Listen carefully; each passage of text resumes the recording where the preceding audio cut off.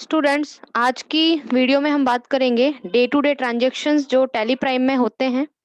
देखिए, सबसे इम्पोर्टेंट है आप अकाउंटिंग के हर फीचर्स को समझ लें, पर डे बुक जब तक आपको समझ में नहीं आएगी, जब तक आप बेसिक फीचर्स को नहीं समझ पाएंगे। तो आज हम बात करेंगे अपनी बनी बनाई कंपनी में डे बुक को हम लोग कैसे मैनेज करेंगे।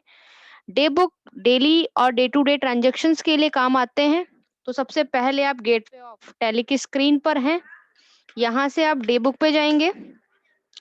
स्टूडेंट्स, यहाँ आपको वो सारे ट्रांजैक्शंस मिल जाएंगे जो आपने अब तक किए हुए हैं, और जो रेगुलर ट्रांजैक्शंस आप दिन ब दिन करते हैं वो सारा हिसाब आपको यहाँ मिल जाएगा। मेरी इस कंपनी में, पिंकी भारद्वाज एंड कॉरपोरेशन में, लिमिटेड ट्रांजैक्शंस हो रखे हैं।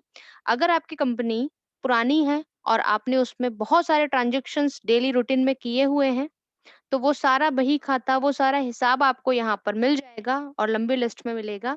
तो आइए, कुछ बेसिक शॉर्टकट्स आपको आज समझने हैं जो किसी भी कंपनी में इम्पोर्टेंट है। सबसे पहले हम आपको ये बताएंगे कि कोई भी लास्ट एंट्री जो आपको डे पता हो, उसको देखने के लिए आप सीधा F2 बटन प्रेस करेंगे। आपको समझ में आ रहा है, यहाँ पे चेंज डेट लिखी हुई है। मान लीजिए कोई ट्रांजेक्शन आपका टू का होगा, मेरे पास यहाँ कोई ट्रांजेक्शन नहीं है, लेकिन अगर किसी का ट्रांजेक्शन यहाँ पे टू का होगा तो वो ट्रांजेक्शन यहाँ पे क्लियर आ जाएगा। अपने सारे ट्रांजेक्शन हमारे वन के हैं, तो वो सारे ट्रांजेक्शन की लिस्ट आपके सामने है। तो F2 बटन से आप पर्टिकुलर ट्रांजेक्शन्स पर जा सकते हैं। एक विशेष दिन के ट्रांजेक्शन्स को देखने के लिए सीधा F2 प्रेस करेंगे और चले जाएंगे। अगर आपको पूरा मंथ देखना है और पूरे मंथ की एंट्री आपको देखनी है, तो Alt के साथ आप F2 प्रेस करेंगे। आपको दिखाई दे रहा है फ्रॉम से टू तक की एंट्री समझ में आ जाएगी। फिर से देखिए, Alt प्लस F2, पूरे मंथ की एंट्री आप यहाँ पे लिख सकते हैं। और स्टूडेंट्स, अच्छी बात ये है कि न केवल एक मंथ बल्कि आपको पूरा फाइनेंशियल ईयर और उससे रिलेटेड जितनी भी एंट्रीज आपने यहाँ पर की हुई है, वो फ्रॉम और टू में आप जब डेट मेंशन करेंगे तो आपको वो भी नजर आ जाएगी। आगे देखते हैं। अगर आपको कोई भी एंट्री यहाँ से डिलीट करनी है, तो आप सीधा Alt प्लस D से इसको यहाँ से डिलीट कर सकते हैं। नहीं करनी है तो आप एस्केप प्रेस कर देंगे। मल्टीपल एंट्रीज को अगर आपको डिलीट करना है तो आप यहाँ पर स्पेस के साथ सेलेक्ट बटन प्रेस करेंगे।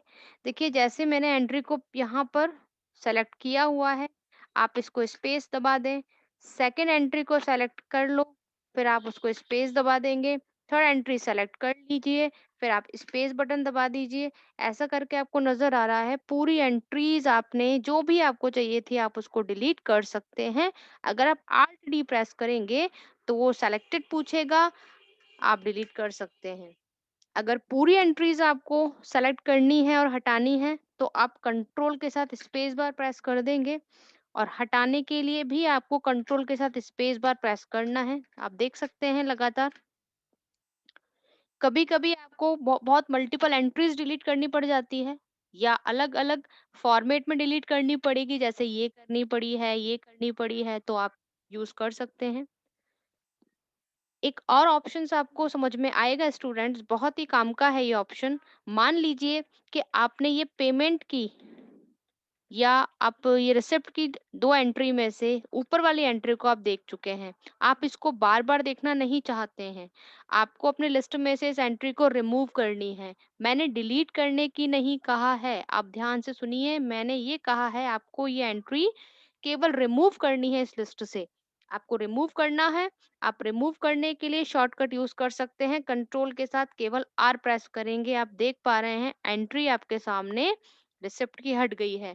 मुझे दूसरी एंट्री भी हटानी है, कंट्रोल प्लस R मैंने फिर से प्रेस कर दिया। ये वो शॉर्टकट्स हैं जो आपको हर किसी बुक में नहीं मिलेंगे। अब अगर मुझे इस एंट्री को वापस लानी है तो कंट्रोल के साथ U प्रेस कर दिया और फिर कंट्रोल के साथ U प्रेस कर दिया, तो जो दो रिसिप्ट की एंट्री नहीं थी वो वापस से आ चुकी है। आगे देखिए आप। अब स्टूडेंट्स, बहुत ही इंपॉर्टेंट है, अगर बिजनेस के कुछ एंट्रीज या कुछ ट्रांजेक्शन्स आप देखें तो ऐसे होते हैं जो आपको हर मंथ, हर ईयर, हर डे करना पड़े। सपोज करिए कि आपको किसी भी एंट्री को डुप्लीकेट बनाना है। जैसे आपको हर मंथली जो बिल के लिए कुछ पेमेंट करना पड़ता है, तो वो आपका एक इनडायरेक्ट एक्सपेंसेस हो गया है।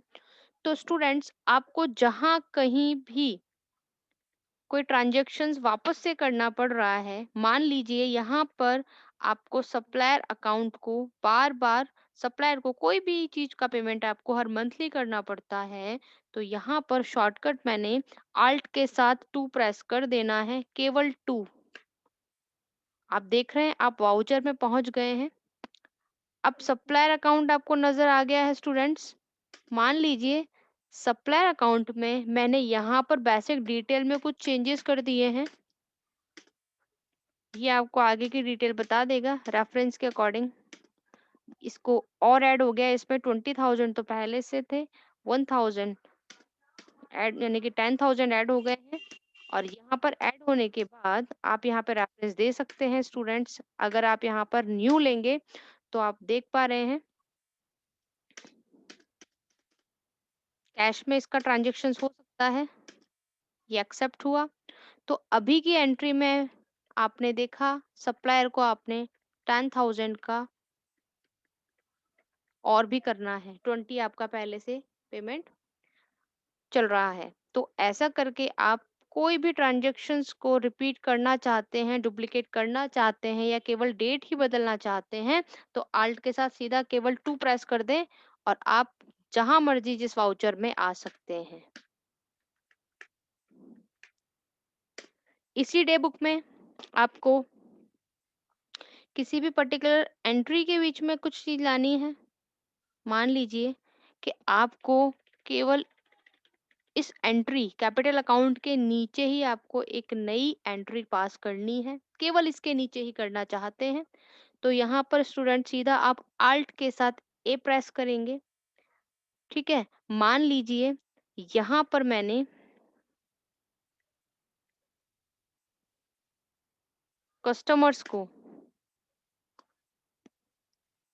हमें जो कस्टमर है उससे कुछ अमाउंट मिल रहा है एज ए रेफरेंस, आप देखेंगे।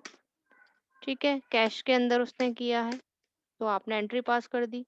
आप देख पा रहे हैं यहीं पर कैपिटल के नीचे कस्टमर का बन चुका है।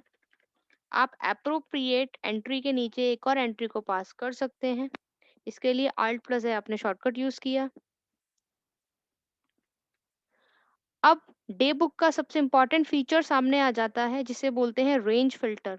रेंज फिल्टर का मतलब ये होता है, मान लीजिए आपको फिल्टर लगा करके एंट्रीज ढूंढनी है।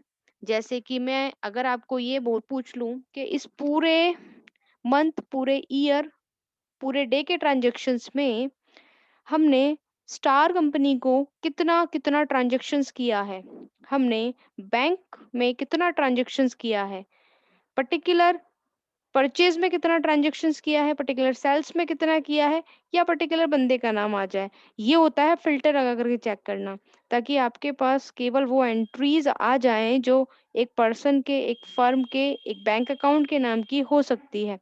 तो उसके लिए शॉर्टकट होता है आल्ट के साथ F12। आप आल्ट के साथ F12 बटन जब प्रेस करेंगे तो आपको यहाँ पर रेंज इंफॉर्मेशन मिल रही है, जिसमें आप हैविंग लिख सकते हैं। अब यहाँ पर आपको क्या चाहिए, आप डेट के अकॉर्डिंग ढूंढ रहे हैं, एम्प्लॉयज के अकॉर्डिंग ढूंढ रहे हैं, बिल नंबर के अकॉर्डिंग ढूंढ रहे हैं, बिल नेम के अकॉर्डिंग ढूंढ रहे हैं, यहाँ जो भी आपको मर्जी आप दे सकते हैं।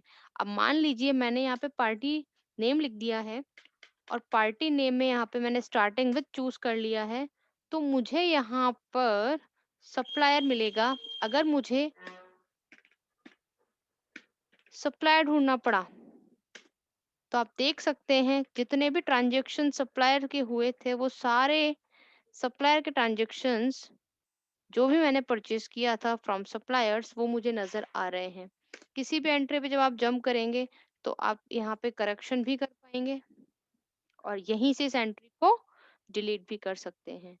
तो ये डे बुक आपके उन सारे वाउचर्स का हिसाब रखती है जो आपने सडनली बनाए हुए हैं। Thanks for watching students.